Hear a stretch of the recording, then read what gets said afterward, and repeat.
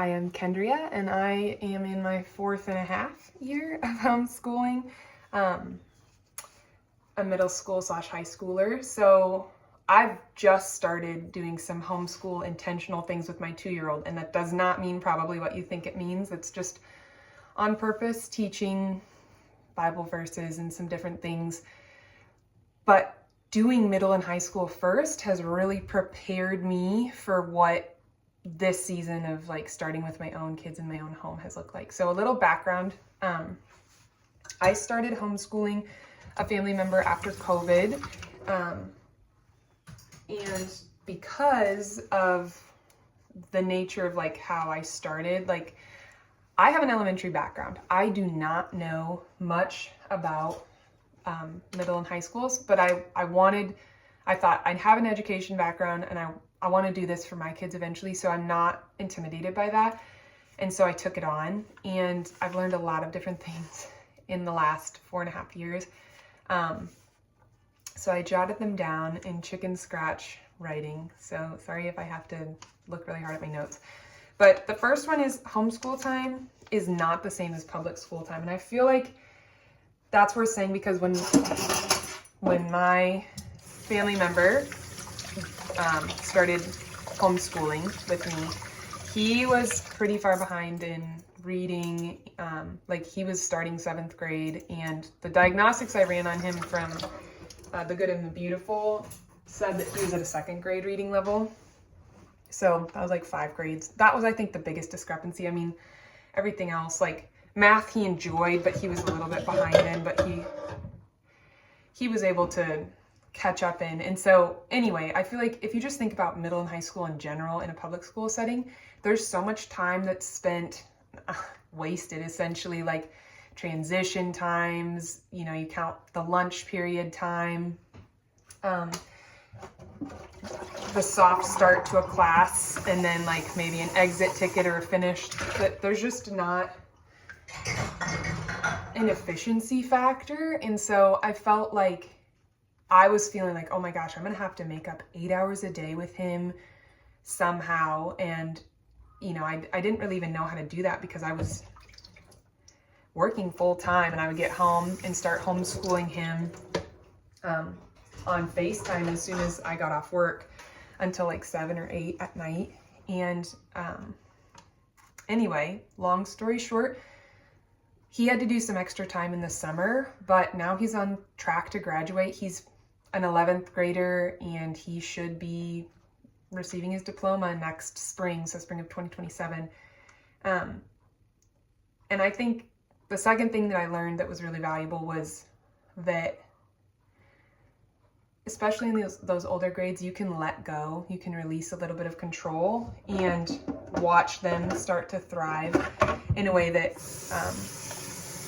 just like the public school system doesn't give much freedom. And so I still have some things that I am very much in charge of because I just don't want it to fall through the cracks. Like basically our system that I have set up within Google Docs, I control that so that if the state were to step in and say, hey, what's going on here? I have a paper trail. But like in regards to subjects, like I gave a lot of voice and choice, and so he got to say what he wanted to do and choose out of basically like a smorgasbord of topics. And so, you know, we're going to study science. Do you want to study earth and space science, or do you want to study sea life, or, you know, what have you? And that was really powerful because he was a fairly irresponsible kid who really dreaded school. And every time that I would check in with him, he was like, this is what I want to keep doing. Now, is he the best student? No, he still would rather do other things. I mean, probably a lot of typical teenage boy stuff. But it has made working together a lot easier. And so just knowing that you can let go of things and like have systems set up so that you can still check in, but they're pretty independent, especially if you're someone who's teaching older kids while you have younger kids. Like let go of some of that, let them put it on their plate, because it's so powerful to watch them grow in that responsibility. Number 3, you do not have to be an expert in middle and high school content to do it well. I, like I said, have a background in elementary education, and I was definitely feeling like a little bit nervous to take on subjects that I was like, how can I ensure that he's going to get the best quality education when I don't even know like what is considered like good education to do at that age. But that leads me to my 4th point, my learning that there's a lot of free resources out there, and you don't have to spend an arm and a leg. You can choose to invest in a couple things. You can choose to do it completely free and just kind of like weed through, especially if there are certain things that you're concerned about your kids learning that you're like, that doesn't align with our values. You can have them sit in a space with you where you're hearing what's going on if they're watching videos, because it is, I mean, that was something that was really hard, was like knowing how to monitor. And because he's not in my household, I had to let go of some of that. And that was just the cost of the process we were going by. But there are so many free resources. And if you find a free resource, don't let it go and think, I'll come back to that, because you aren't going to remember the name. You aren't going to remember where you found it. Like, I copy and paste the link and I go immediately into a Google Doc. That's just my system. Maybe you have Microsoft Word or something else. I copy and paste it, and then I have like a link and I label it within there, and I have it all organized. And basically I've organized his around a transcript. And so then potential classes that he might take next year or, next semester or whatever, I have each thing linked and labeled. So then I don't have to work so hard to like keep track of what other resources there are out there. Number 5, Google Docs.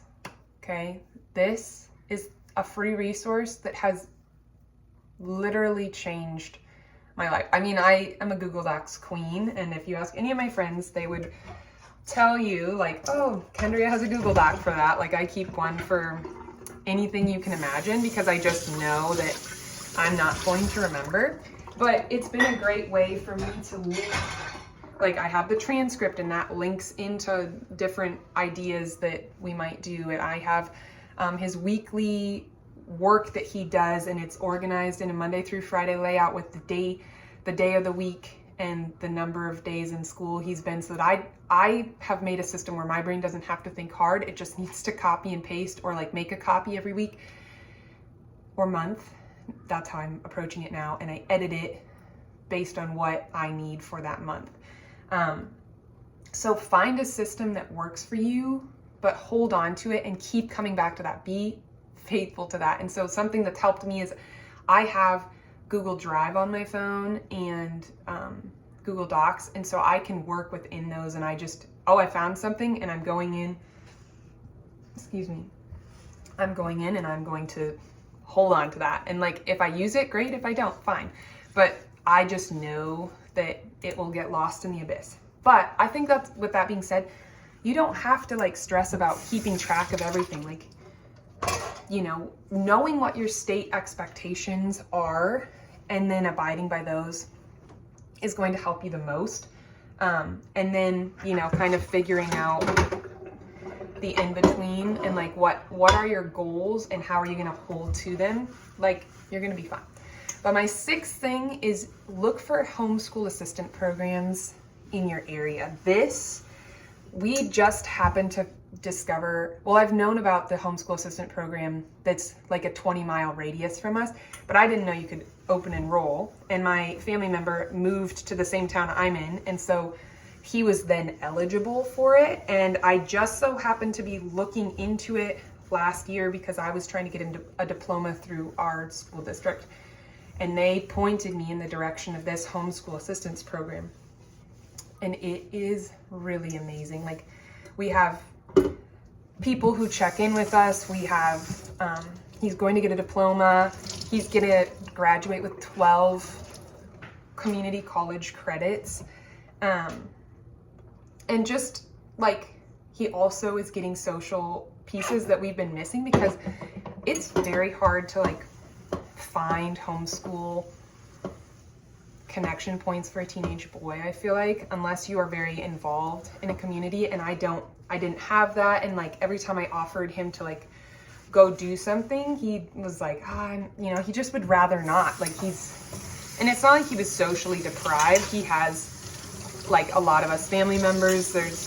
It's not like it was the worst thing in the world, but like we really just valued him having peer relationships. And so he's been taking writing classes through this homeschool assistance program, which is another great thing, because he was at a point where I needed him to be graded by somebody else. So just to have someone else's input and not just mine, I think was really helpful for us. So anyway, all that to say, those are 6 things that I think are really helpful tips for navigating middle school and homeschool. And if you're curious or want to know more, please comment below what you have questions about, or like if you want to see something more in detail, because I'd be happy to do that, but I just want to know before I do that. So anyway, have a great day. Bye.